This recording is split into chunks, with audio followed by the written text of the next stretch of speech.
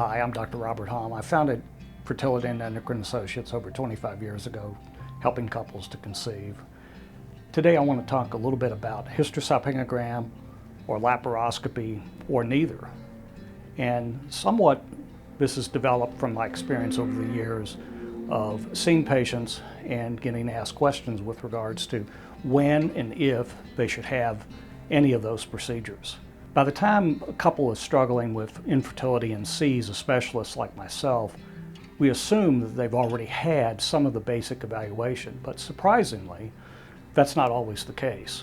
A hysterosalpingogram is usually the least invasive of the procedures that will test the uterine competency and the patency of the fallopian tubes. That's a simple outpatient radiographic procedure that can be ordered by any physician, but is typically ordered by the OBGYN.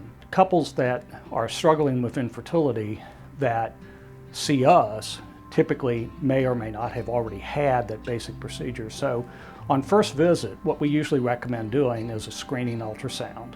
And if there isn't an obvious problem, and if the patient is typically young, has no previous history of infection or any previous abdominal surgery, then they're a candidate to do a hysterosalpingogram.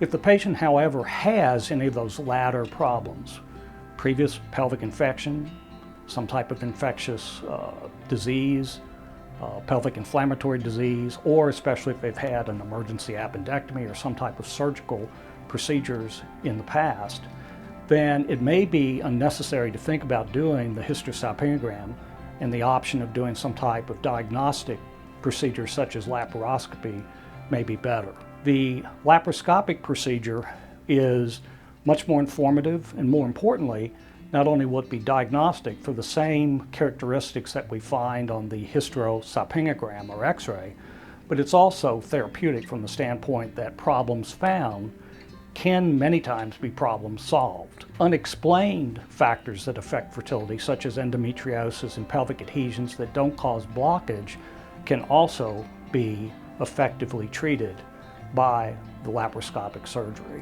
Patients that are over the age of 35, patients that have male factor, those patients may not be a candidate for either hysterosalpingogram or laparoscopy, because those patients really are best served by going directly towards in vitro fertilization.